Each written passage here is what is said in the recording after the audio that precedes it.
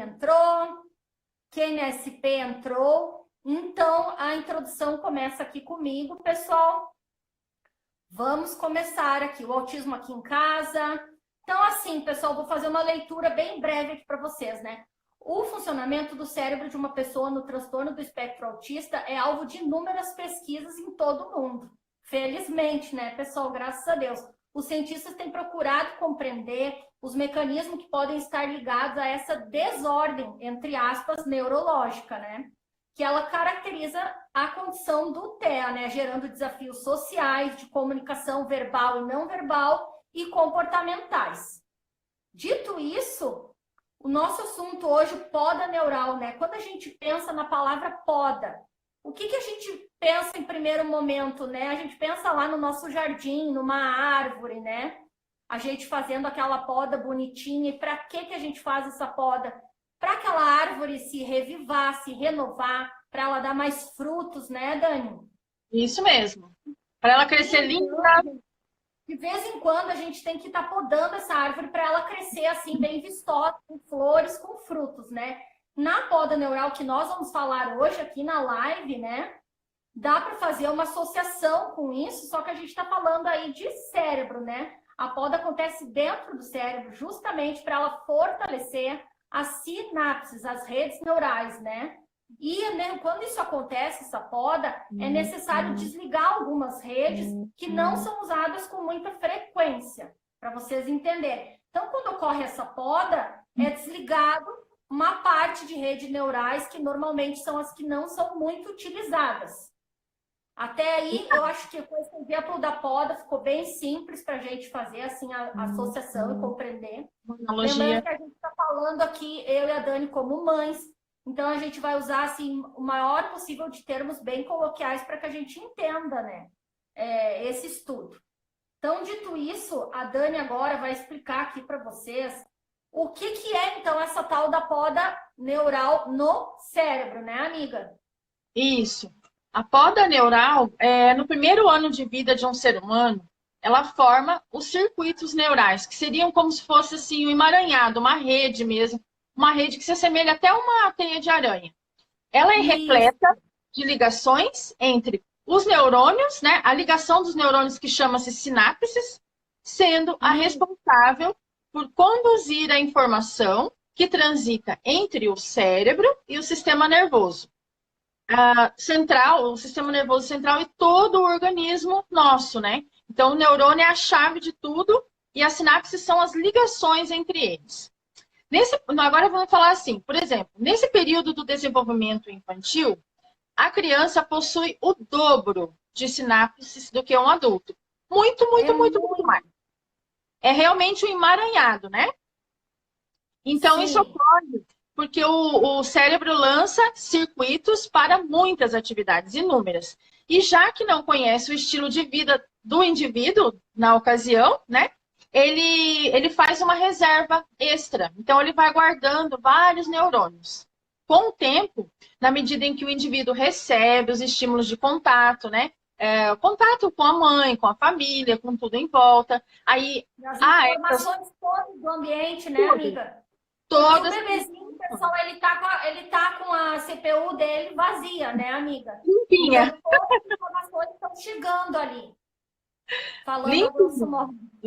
Por isso que é tão importante, né? Os primeiros anos de vida, tudo é aprendizado. Tudo. Aí, vamos ver aqui onde eu parei. O cérebro passa a conhecer quais conexões têm sido utilizadas com maior frequência. Deixa eu voltar um pouquinho aqui. Com o tempo, na medida em que o indivíduo recebe estímulos de contato, aprendizagem e desenvolvimento, que a gente estava falando dos bebezinhos, o cérebro passa a reconhecer essas conexões com maior frequência e reforça os circuitos na forma de memória. Então, tudo que ele aprendeu, ele vai condensando ali, memória de aprendizagem, memória de contato, e vai formando ali as primeiras sinapses, que são tão importantes, né? E aí vai formando a memória com essa repetição, né? O que tem mais informações, mais intensidade. Exato. Ela vai se consolidando.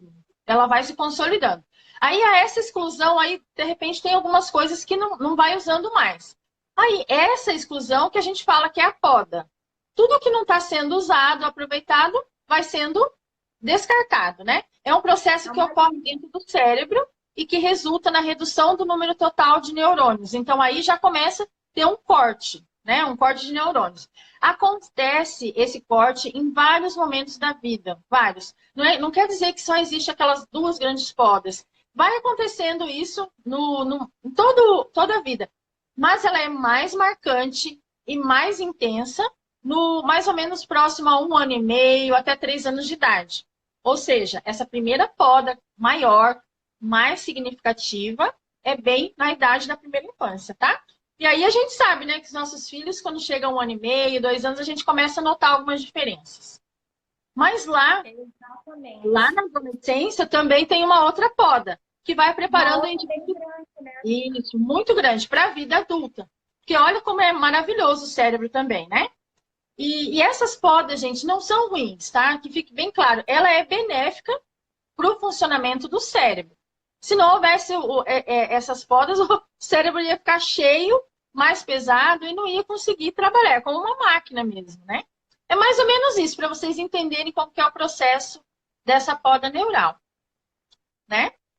Muito bom, Dani. Eu vi um comentário aqui bem relevante até para mim, antes de entrar no meu tópico ali, de uma mãe, eu acho que foi a Lucas Luati, que disse assim, ó, ai meu Deus, bate aquela neura, será que meu filho foi bem estimulado? Exatamente, quando a gente começa a estudar, descobrir, né, como que funciona o cérebro, a primeira coisa que acontece no nosso caso no TE é culpabilização. Porque se a gente soubesse uma informação dessas antes do diagnóstico, o que a gente estaria fazendo? Novas redes neurais, super estimulando lá o bebezinho bem pequenininho, né? Para que quando ocorresse essa poda, fosse embora os movimentos repetitivos, não tivesse essas coisas mais intensas, essas redes mais fortes, e sim outras aprendizagens importantes.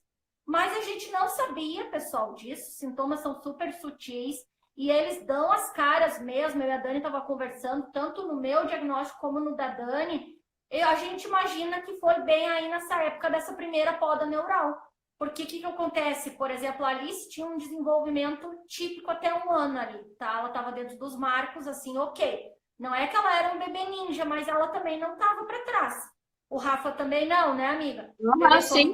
Contato visual, aquelas coisas básicas, né? Balbuciava palavrinhas, repetia algumas gracinhas, batia uma palminha. Só que depois, quando vem perto dessa poda neural, e como as nossas crianças aí começam a hiperfocar, a ter interesses muito restritos em coisas, ocorre uma limpa que ainda vai embora aquilo ali que eles tinham de habilidades, e aí mostra mais, a impressão que dá é que aparece mais os sintomas do TEA. E isso é bem chocante, assim, bem, a gente fica desesperado, né? Ou muitas vezes até a gente descobriu antes, mas já está estimulando, e acontece essa poda. E aí a gente também pensa assim, nossa, mas não está fazendo efeito essas terapias, essas intervenções. O que está acontecendo que eu estou estimulando tanto e parece que ele está piorando? É porque acontece mesmo isso, dá mesmo uma bagunça. A gente depois vai explicar ali a diferença no cérebro do autista também, como é, porque aqui a gente também falou um pouco geral de cérebro. Então aí a gente vai começar a entender mais isso. Mas, gente, isso é só um parente, só para dizer para vocês que a gente super entende vocês, mas não se desespere, porque o cérebro, ele é perfeito e ele é maleável, ele tem o auge, sim, na primeira infância, mas a neuroplasticidade é a vida inteira. A gente vai falar sobre isso aqui também, tá bom, pessoal? Dito isso, então, que a Dani falou, né? 2 podas as mais importantes na primeira infância e uma depois na adolescência. Fora isso, vamos falar uma gíria aqui, tem as podinhas, aquelas podas pequenas que vão acontecer também, né? Aquela manutençãozinha assim mais básica, tá, pessoal? Dentro disso, então, a gente quer passar para vocês 2 ideias que devem ficar bem claras quando a gente está falando de cérebro. Deixa eu ler aqui a minha parte do roteiro. Então, a primeira ideia é o que eu acabei de dizer para vocês. O cérebro é maleável, né? Daí vem o termo neuroplasticidade, que a gente fala tanto, ou seja, o cérebro tem uma capacidade adaptativa de se regenerar no longo da vida, estabelecendo novas sinapses, pessoal. A ideia de que o cérebro está em constante mutação, adequando-se conforme a aprendizagem, o comportamento, o meio ambiente e aos processos neurais. É isso que acontece. Então, algumas décadas atrás, a gente acreditava o quê? Que aquele cérebro era formado e já era. A sentença já estava dada lá pequena. Descobri que é autista, pronto. É autista, não tem o que fazer. A gente já sabe que não é assim. Que existem as intervenções, tem comprovação científica, tem eficácia. E a mesma coisa, a questão de cérebro. O cérebro, ele é, sim, maleável. Ele é, vamos dizer, aquele ditado que todo mundo conhece, sabe? Água mole, pedra dura, tanto bate até que cura. É isso, pessoal. A gente tem que intensificar os estímulos, tem que repetir super mais, fazer bastante, mas essas redes, elas se refazem. Ele encontra outros caminhos neurais, sim. É super possível, tá? Então, desacreditar jamais, né? Bom, ainda falando disso que estava acreditando antigamente que o cérebro era de uma forma e está acabado, a gente colocou aqui alguns exemplos. Vamos falar aí de acidentes vasculares cerebrais, de acidentes cerebrais.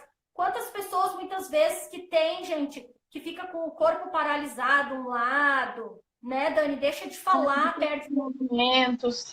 Exato. E depois a pessoa é adulta, às vezes é idosa, ela começa a fazer fisioterapia, começa a receber estímulo.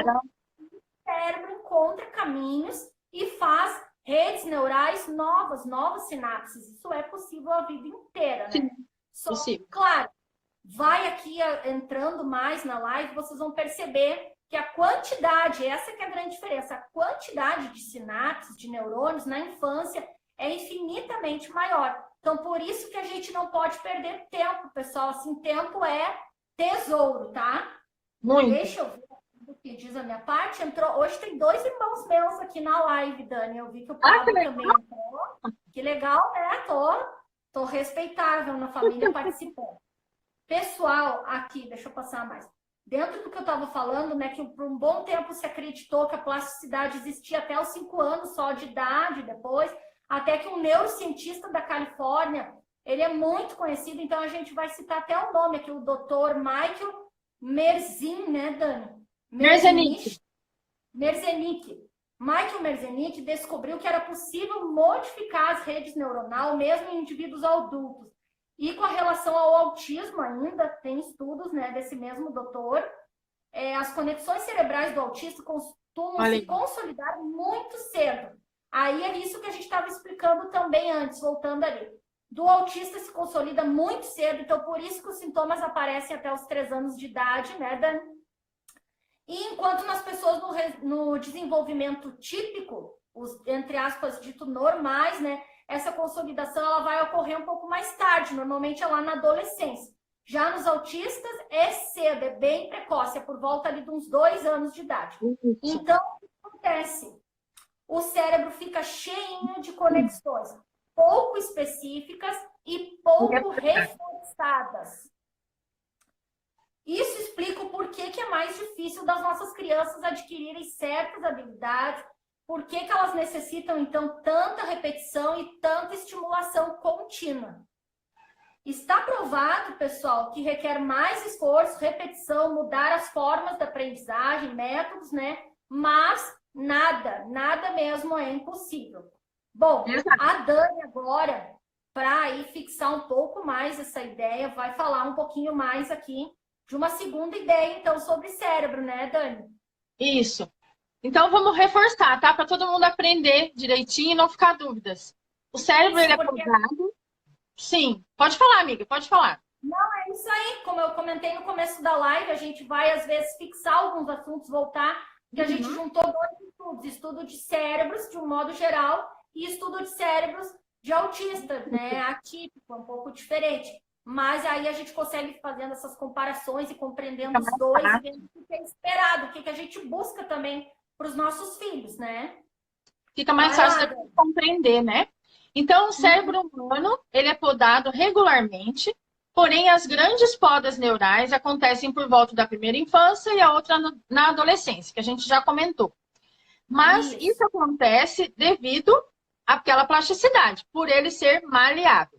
Nesse processo de regeneração e poda, pode haver algumas falhas, né? Pelo surgimento de distúrbios de aprendizagem, distúrbios neuronais e o autismo também. São essas falhas aí que explicam o autismo. Essa dita conectividade anormal pode fornecer uma justificativa para a dificuldade de assimilar novas habilidades, como falar, andar e adquirir outras habilidades que não sejam só essas, né? A gente sabe que tem autistas que não têm dificuldade para falar, mas têm dificuldade motora, ao passo que tem os que têm dificuldade motora e também não conseguem falar e assim vai. Isso também porque cada cérebro é único, pessoal. Lembrando que não é um grupo de cérebros iguais, de pessoas típicas, e um tipo de cérebro dos autistas. Cada pessoa tem um cérebro único. Uma pessoa, um cérebro, e pronto. Ninguém é igual, né? Mesmo tendo a predisposição genética, são diferentes, né? São indivíduos. E quando a gente fala de neuroplasticidade, a teoria que está mais em alta é que as conexões cerebrais são diferentes nos indivíduos que têm autismo. As conexões de longa distância, elas ligam partes do cérebro menos eficientes, que são as áreas da linguagem e da comunicação social, que está explicado aí justamente nessa parte. Tudo, né? Os déficits deles, exatamente. Ele vem muito daí, principalmente a comunicação social. Seria uma falha ali, né? Nessas conexões, né? Mas aí que tá. Tem outra coisa. Tem lugares que as conexões elas são deficientes. E outras áreas, elas são hiperconectadas. Ficam muito, está concentrado toda a energia ali. Isso justifica a facilidade que alguns autistas têm para cálculos matemáticos, ou para hiperfocar na música, ou em outras questões que eles têm. Eles escolheram, né? Determinaram o hiperfoco, e eles ficam muito bons naquilo ali. Porque ali, naquela região do cérebro, tem hiperconectividade. Num lado não está funcionando legal, mas no outro funciona tudo muito bem. Né? Aquelas redes ali estão a milhão. Por isso que surgem os hiperfocos, e dentro dos hiperfocos vem grandes habilidades. E nem por isso significa que aquele indivíduo ele tem altas habilidades. Muitas vezes não tem nada a ver. Muitas vezes, na verdade, até aquele indivíduo pode ter até o coeficiente intelectual menor, mas, mesmo assim, ele é muito bom em determinadas áreas por causa dessa conexão aí que é intensa, né? Por causa desses hiperfocos. É isso aí, praticamente explica bem o que é o autismo, né? E aí, amiga, se você quiser explicar um pouquinho mais, fazer uma metáfora aí, fica legal para o pessoal fixar. Eu vou passar aqui a metáfora e depois eu vou vir para os comentários que estou vendo que tem umas coisas bem legais agora para interagir. Dito isso, então, pessoal, que a Dani falou aqui, a gente anotou uma metáfora aqui bem legal para fazer essa associação de entendermos mais ainda, né, o que é a poda neural. O celular cheio, pessoal, a história do celular cheio, né, novinho em folha, quando a gente comprou, uma beleza, a gente sai fazendo vídeo das crianças, olha nós aí, as mães de autista gravando eles, fazendo atividade. Quando, de repente, aquele celular começa a travar, começa a trancar tudo, né, amiga? Por quê? Porque que não tem memória. Tá lotado de informações. Tá lotado, né? E o que a gente faz, então, quando a gente quer melhorar a qualidade aí do nosso celular? A gente vai lá, faz uma limpa naqueles apps que a gente não está utilizando, né? A gente faz a nossa poda no nosso celular, a gente limpa arquivos e coisas que a gente não usa tanto. Então, isso aí traz uma ideia para a gente do que significa aí a poda neural, falando no sentido cérebro, né? Quando uma criança nasce, ela tem no seu cérebro, pessoal, 86 bilhões de neurônios. 86 bilhões. Tudo que a criança faz, né, o que ela aprende, quando ela aprende, o cérebro faz uma espécie de um caminho, né? Uma sinapse, que são as ligações entre esses neurônios. É como se a gente passasse, outro exemplo aqui, olha esse que legal. Como a gente passasse por um gramado. Quanto mais vezes a gente caminha naquela grama ali, pessoal, vai ficando as nossas marcas no chão, a grama vai ficando com falhas, né? A grama vai saindo. E no cérebro de uma criança acontece a mesma coisa. Quanto mais uma área é estimulada, quanto mais tempo aquela atividade, mais concreto se torna aquele aprendizado ali. Deixa eu passar aqui um pouquinho. Ao passo que as áreas são pouco estimuladas, o cérebro vai entender que é para desinstalar aquele aplicativo, como eu falei antes para vocês. Então, ele deleta algumas redes neurais que não são usadas, que é aí que a gente chama, então, a poda neural. Então, aqui a gente vai falar com muitos, né, diagnósticos possivelmente podem surgir por causa dessa poda. Na verdade, eu anotei aqui, mas a gente falou antes já, né, amiga? Então, que a gente descobre, as características ficam mais acentuadas ali, porque justamente ocorre aí essa poda neural que é muito intensa na primeira infância. E outra coisa que a gente anotou aqui também, que tem muitas teorias também sobre os tipos de autismos, e onde se fala muito do autismo regressivo, que é quando a criança tinha um desenvolvimento típico e depois ela perde muito a habilidade. Esses estudos estão muito também ligados aí ao fenômeno da poda neural. Mas a gente não vai entrar nesta live aqui sobre os tipos de autismo. Inclusive, se vocês acharem interessante isso, a gente pode estar agendando dentro dos assuntos que a gente tem para fazer uma próxima live só sobre isso. Dá e sobra, né, Dani? Que também é muito, muito interessante, né? Os tipos de autismos. É bem legal. Bem, amiga, eu vou ler os comentários para gente entrar no item 6. Então tá. Vamos ver aqui, deixa eu só achar aqui. Uau, tem muita coisa, pessoal. Mas tem muita coisa, né? Pode uma criança de 5 anos começar a apresentar a poda do autismo, a pergunta de autismo super-herói? Olha, ela pode ter essas pequenas podas, mas em princípio não é uma idade de poda neural assim intensa, não. Pelos estudos que nós fizemos em vários, aliás, lugares confiáveis, a gente viu o máximo ali falarem de 3 anos, né, Dani, da primeira poda. Alguns falando a partir de 18 meses, 24 meses, e alguns dando ali, dizendo de até 3 anos. De 5, eu não vi nada. Não vou te dizer 100%, pode ser que a gente deixou de pesquisar, mas penso que não. Né? Mas tem várias podas muito pequenas, né? Mas não essa super poda, a princípio no 5 não. Mas sempre vai acontecendo essas podas, por isso que a gente tem que continuar sempre criando redes boas, dando estímulos bons, né? Para ter a diminuição de outros, para ver se o cérebro elimina aquelas outras. A gente deixa extinguir, reduzir, sumindo esses outros comportamentos inadequados, movimentos repetitivos, essas coisas que a gente não quer. É por isso que a gente tem que intervir tão intensamente aí as nossas crianças o tempo todo, que isso não é neuro e não é brincadeira. É levado muito em sério. E tudo, né? Na verdade, a gente não pode focar numa coisa só, a gente tem que fazer de tudo um pouco para trabalhar todas as áreas para não haver nenhuma poda. O menos que a gente puder fazer. Exatamente, sim. Isso também daria outra live, pessoal, porque também tem as áreas específicas do cérebro onde elas determinam ali as aprendizagens. É muito interessante. Em outro momento, a gente pode estar também estudando sobre isso. Deixa eu ir mais aqui em comentários. Lindas do meu coração, obrigado, Sebastião. Parabéns, meninas, esse assunto é interessante. A Maguce entrou. A Maguce fez uma live top, quinta, com Aprender para Conhecer. Maravilhosa. Até qualidade respondida, então, que a gente falou ali antes. Autismo Flor. Tem um exemplo de plasticidade aqui em casa. Dantas Saura está comentando. Meu filho tem má formação no cérebro chamada Dante Walker. O cérebro é responsável pela coordenação motora, pelo andar, equilíbrio, enfim... Sempre, depois passe o nome, please. Sempre fizemos fisioterapia, ele nunca teve atraso motor. Tudo isso por conta dos estímulos e da neuroplasticidade. Que legal! Nossa, que maravilha!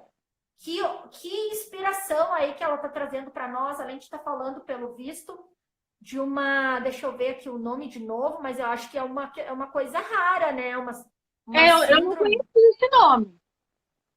Má formação, é uma má formação, ela disse. Então, é algo assim mais raro. E olha aí a capacidade do cérebro, pessoal, como é possível, que legal, né? Dani me responde, falou ali, a gente respondeu que é de 5 anos. Aconteceu aqui há 1 ano e 8 meses, parou de falar o que falava e se fechou no seu mundo. Isso, a Neia Guelissa falou. Então, a Alicinha com 1 ano e 5 meses não me olhava mais nas mamadas do peito e era uma coisa assim muito apaixonante a troca de olhar que a gente tinha. Na questão da amamentação, ela sempre mamou muito. E assim, ela começou a esquivar o olhar até de mim também. Assim, virou muda. Ela só falava is, que eu me lembro que era de Alice. Ficou a sílaba do final do nome dela. Era aquela repetição de som e não tinha mais água, papa, mama, nada, pessoal. Exatamente. Em casa também foi. Entrou, agora após os estímulos está com bom desenvolvimento aos 3 anos e 9 meses. A Ó, gente aí vai traçando uma batalha nova. Não é da noite para o dia, pessoal, essa questão de fazer novas sinapses, tá? Inclusive, eu já vi vídeos da Maíra Gaiato explicando isso, que às vezes as famílias pensam, eu estou fazendo, não adianta, estou fazendo isso, nada aparece. Só que assim, o cérebro está procurando achar os caminhos novos, tá? Ele tá naquela luta ali de reencontrar. E aí ele vai encontrando, mas é pouquinho. Só que, de repente, a gente vai colocando estímulo. E também dá aqueles picos que a nossa criança salta, às vezes, passa 6 meses da noite para o dia, assim, a gente explica uma coisa, a criança aprende na hora. Aí a gente percebe que dá aqueles booms de novas sinapses. Mas acontece que não foi porque aquele dia foi, porque foi construída essa rede, essa teia que a Dani falou, ao longo daqueles meses de estimulação intensa. Então, vejam como é importante. Nunca pense que o que vocês estão fazendo não está dando efeito nenhum, porque o efeito vai vir. Às vezes, ele não é imediato. São cérebros, são autismo, são comorbidades, são várias questões, mas vai vir, pessoal. Essa hora vai chegar, sempre chega. Mais pessoas entrando. Tem a Edifício Cateta aqui, que eu comentei, que estava fazendo o TCC, que vai se apresentar amanhã no comecinho da live, sobre neuroplasticidade. Ela diz, tem estudo que fala que existem 2 podas neurais na infância, entre 5 ou 6 anos. Isso já são outros estudos, por exemplo, que já nosso, falando das principais podas, não citou esse outro. Mas sim, né, eu acredito, e a Dani também, os estudos disseram que muitas podas acontecem, mas o que a gente entendeu que mais intensas é uma na infância e uma na adolescência. Agora, a Edifício Cateta, que está aqui, que estudou bastante, daqui a pouco vai poder comentar mais aqui sobre essa segunda e sobre quais estudos são esses. Bem legal. Mais pessoas entraram. Andresa, quero saber esse estudo. Alguém perguntou ali, daí falando sobre o comentário anterior. A Larissa Lafayette disse, percebo que o Augusto se tornou bem flexível em algumas situações por excesso de atividade, sempre nos mesmos horários e por excesso de previsibilidade. Hoje ele é refém de atividade, rotina.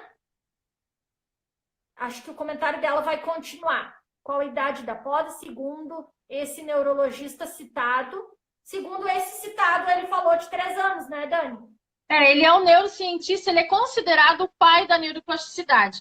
Na verdade, ele está vivo ainda e ele que descobriu que o cérebro é plástico, né? Na verdade, ele é dito o pai da neuroplasticidade. Então, ele, segundo os estudos do Dr. Merzenich, se vocês quiserem dar uma olhada... maior avaliação ali, referência nesse assunto, né? Ele é referência. Mas, claro, depois a gente vai falar de outros estudos mais atualizados, depois a gente vai falar para vocês. Vai ter aqui até no roteiro da live, né, amiga? Bom, ali tem algumas pessoas já interagindo, a Edifício até dizendo que vai encaminhar esse conteúdo amanhã, falando sobre esse estudo de uma outra poda neural na infância. Ai, que legal, compartilha para nós todos. Maternidade Azul disse, tem 2 podas na infância, estudei isso, Edifício até. Então, pessoal, estamos aqui todas juntas estudando e aprendendo. Eu e a Dani, reafirmando o que eu disse para vocês, dentro dos estudos que a gente viu, inclusive dentro das pessoas aí que falam de intervenção precoce, no TEA, nomes que a gente tem como referência, não deram essa ênfase a 2 podas, falaram principalmente de uma principal e uma mais na adolescência, mas se as meninas estão dizendo aqui que estudaram, deve ter essa segunda, e que bom, porque possivelmente essa segunda deve favorecer muito, uma vez que depois que a gente tem o diagnóstico, a gente está fazendo, né, sinapses boas. Então, isso pode ser muito positivo. Que ótimo. Com certeza. E a gente está tudo aí trabalhando, né? Quase não saímos do lugar. Nunca apresentou hiperfoco. A Dani Fonseca falou. Ele ganha e perde habilidades. Entendi. Bom, pois a gente também já leu algumas coisas aqui, como todo o cérebro. Eu acho que no caso do cérebro do autista, que já é diferente, a gente precisa ficar sempre estimulando.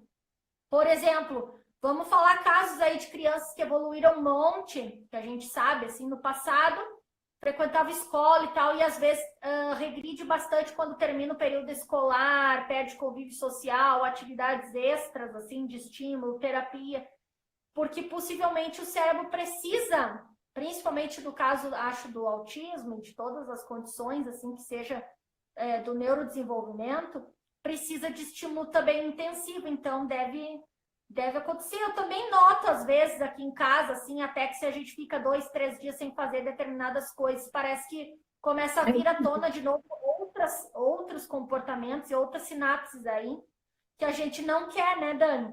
Não dá também essa impressão quando a gente não tá, assim, bem regrado, a mil, né? Por isso que também é importante aí a rotina da estimulação. Mas não desanima, amiga. Às vezes é uma fase. Ou quem sabe ele também está passando por algum processo assim, de poda neural. Pode ser muita coisa. Não desanima. A primeira poda, 1 ano e 7 meses a 2 anos. A outra, de mais ou menos 4, 5 anos. A maternidade azul, autismo, está dizendo. Legal. Agatha, se tu puder colocar aqui as referências de onde tu tirou esse estudo com essa previsão de datas para a gente também, por favor, aqui nos comentários. Se é que não vai ter mais abaixo aqui. A primeira ocorre em qual idade? Repetir a pergunta, a gente acabou de ler. Então, ó, já tem estudos ali falando de 1 ano e 7 a 2 e a outra de 4 a 5. Nós lemos que a partir de 18 meses, que seria 1 ano e meio, até 3 anos, a primeira poda principal e a outra na adolescência. Então, temos essas duas informações. Tive aula na gradual que haviam várias podas, não me recordo bem, mas acho que a última aos 14 anos, Larissa Mangucci disse. É o que a gente viu. É interessante entrar com atividade física antes da segunda poda. As atividades físicas, lúdicas, ativas, estimulam muito o cérebro. Ai, com certeza. As atividades físicas estimulam muito, muito mesmo. Bom, a gente tem aí como exemplos lá as meninas do autismo gemelar, porque elas deram um boom super grande de desenvolvimento. E a Vanessa sempre focou muito nas questões ali psicomotoras, né, de movimento assim amplo do corpo, fazendo muito circuito, coisa. O próprio Enzo, filho da Andressa, da Edifício até a gente vê como ele evoluiu super, né? Muito. Meu sobrinho começou a apresentar, mais pessoas chegando. O Pablo, meu irmão, está dizendo, podemos comparar a plasticidade neural com a capacidade física adquirida pelo corpo através de exercícios físicos. Ou seja, podemos treinar nosso cérebro a pensar, agir e refletir. Exatamente, perfeito. É a mesma coisa a gente, pessoal, quando a gente fica um tempão, por exemplo, sem estudar, né? Que nem eu terminei o 2º grau, comecei faculdade, aí parei de estudar uns bons anos lá. O cérebro já ficou bem menos estimulado em umas quantas áreas, né, Dani? Quando a gente não está assim acionando. Sempre continua estudando.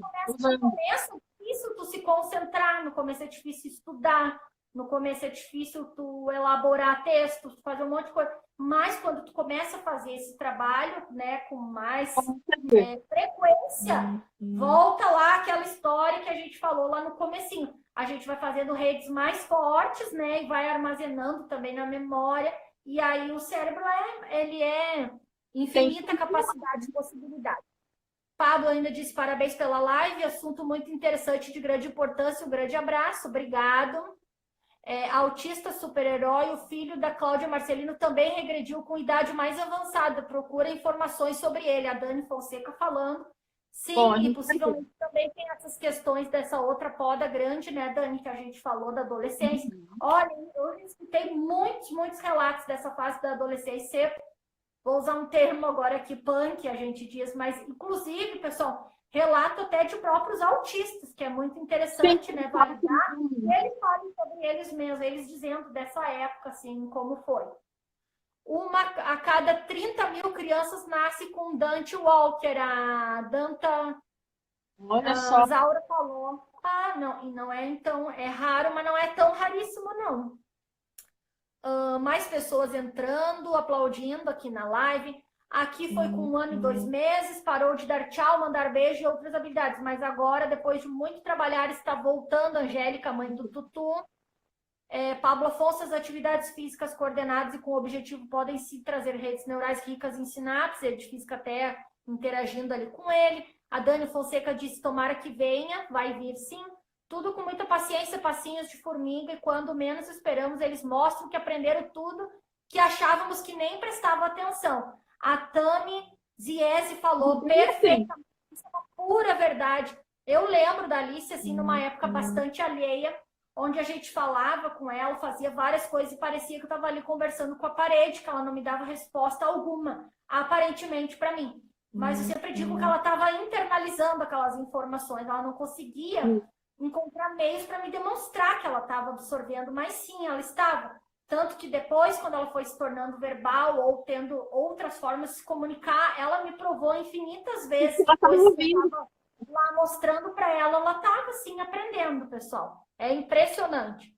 É bem assim mesmo. Tomara, acontece isso com o Emanuel também. Perfeito, Pablo. Pessoas mais aqui comentando, deixa eu ver. Acho que parou os comentários, amiga.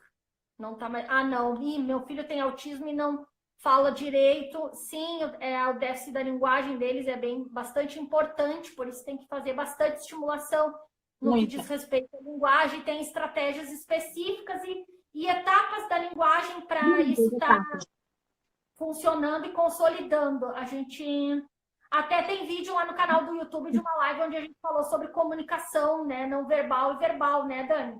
É muito bom aquela live. No direct depois para mandar o link. Sim. A linguagem, ela é um processo longo, gente. É muito longo. Sim, é uma caminhada, né, amiga? Muito. A gente está nessa caminhada, ó. Mas estamos indo, estamos indo.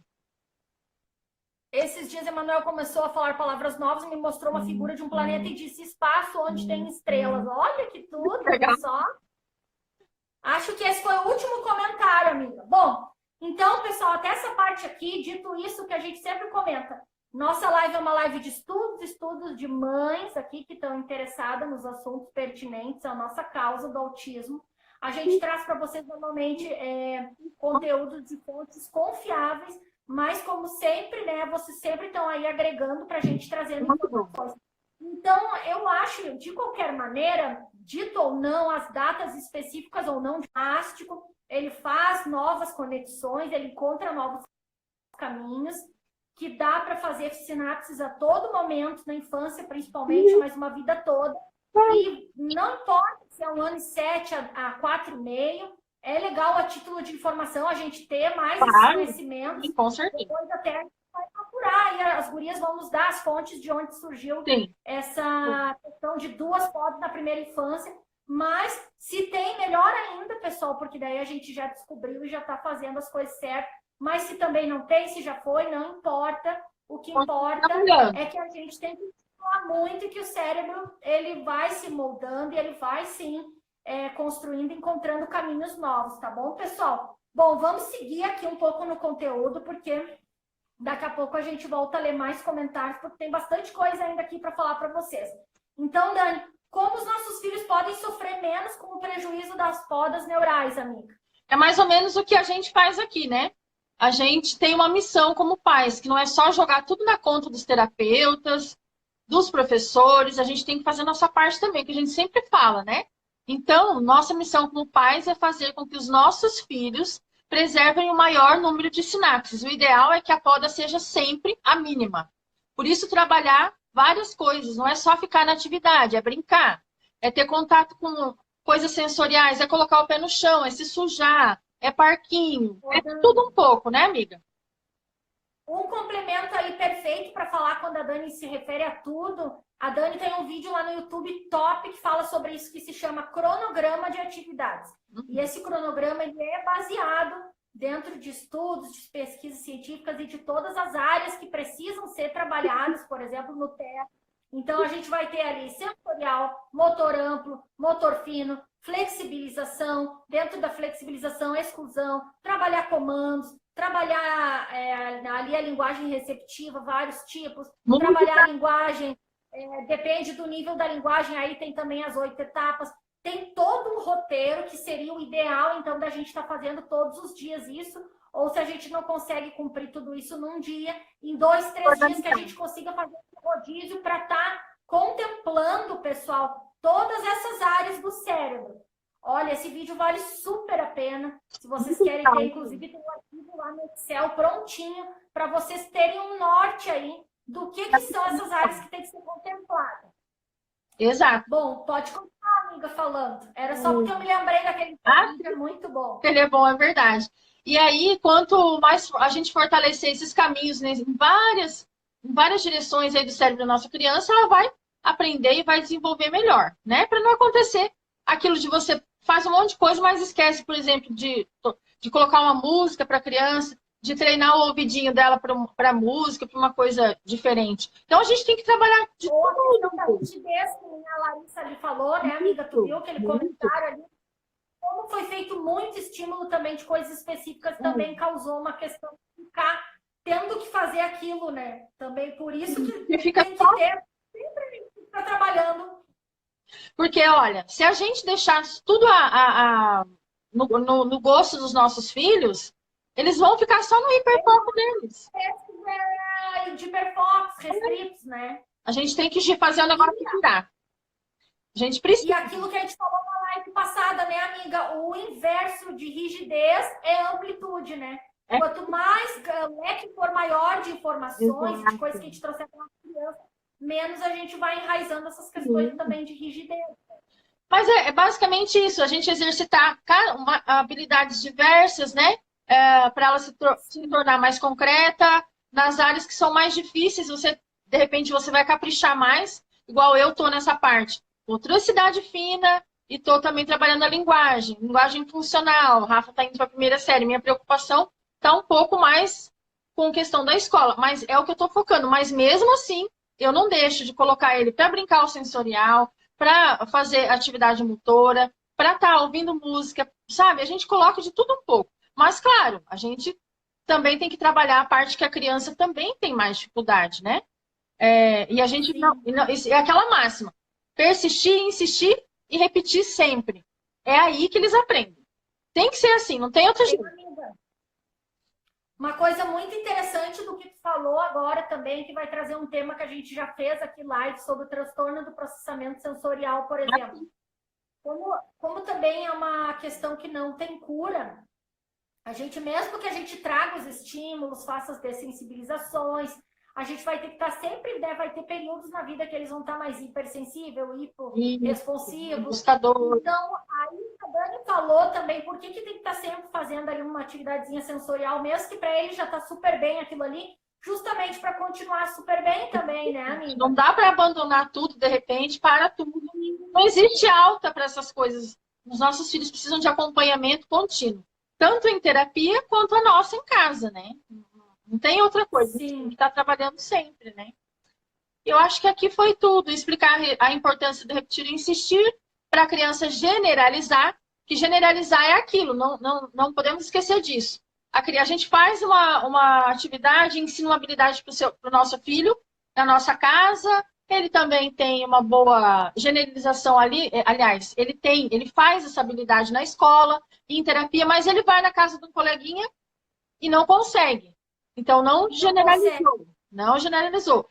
Ele faz a mesma habilidade em várias situações, em vários contextos. Por isso, a gente precisa repetir muito, né? E por isso que a gente precisa de outras pessoas envolvidas no processo. Por isso que não adianta, por exemplo, a mãe faz estímulo. Aí a licença, por exemplo, só atende o mando da mãe, só faz tal coisa com a mãe, ela não generaliza. Então, por isso que também, inclusive até nos programas de intervenção, a gente vê, nós não temos acesso, eu e a Dani, mas a gente vê que eles aplicam com mais de uma pessoa, às vezes, já fazem esse contexto diferente. Então, a lição de casa é o contrário. O terapeuta ensinou a habilidade, mas a família generaliza, por exemplo. Na escola também generaliza. Tem que acontecer em vários, né, contextos. Isso não é mágica, né? Isso aí é o que realmente funciona no autismo. É isso aí que funciona. Sim. A gente ia falar aqui a experiência da Ana, né? Nossa, a Ana, será que ela entrou hoje? Ela entrou hoje. Então. A Ana, ela entrou, não sei se ainda ela tá na live. Mas ela, essa semana, pessoal, ela estava falando nos stories, porque ela faz live toda sexta-feira. Sexta. Falando sobre o livro Agir e Compreender em Família, que, aliás, é muito bom. Para quem não tem acesso, a gente também não tem esses livros, mas tem o PDF, né? Que pode ser passado para vocês. Que ali tem todas, assim, as etapas. Nossa, aquilo ali, assim, é a Bíblia do Theo. E, pessoal, a Ana estava falando uma coisa que ela, na consulta com a Maíra Gaiato, que ela teve essa semana, que ela ganhou do Desafio ao Autismo, né? Chique. Ela falou da importância de seguir ali a liderança das crianças, de conquistar o afeto das crianças, de trazer mais o contato visual das crianças, isso ali me chamou muita atenção. Que às vezes a gente também entra numa sangria desatada, principalmente as mães que estão começando, não sabem por onde começar e pensam, nossa, eu preciso que meu filho sente e faça aquela atividade pedagógica, de cunho pedagógico. Sim, é importante, mas não é só aquilo ali.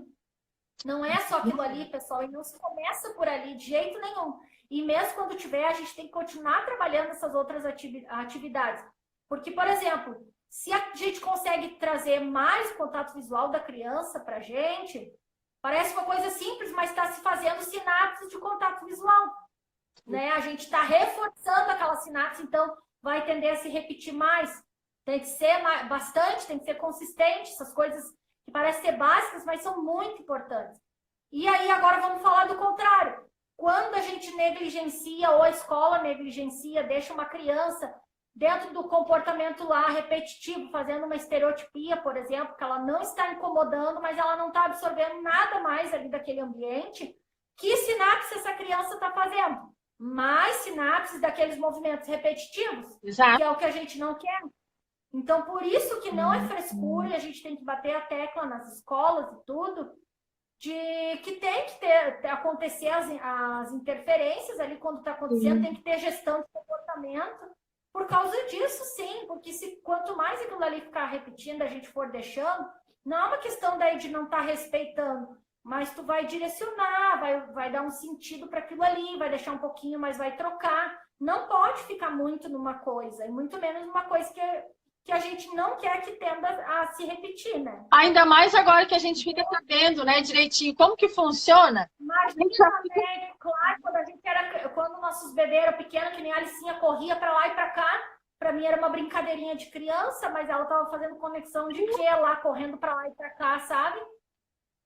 Mas, enfim, bola para frente, não vamos viver de águas passadas, o que importa é que, como a gente falou, mesmo aí as gurias trazendo agora essa top aí de possivelmente uma outra poda importante, beleza, mas independente de poda ou não poda, nós é que estamos tentando podar o que a gente não acha relevante, o que não é adequado, o que não vai ser bom, e trazendo aí outras habilidades positivas, comportamentos desejados, sinapses de linguagem, de socialização, de tudo isso, né, pessoal? Isso.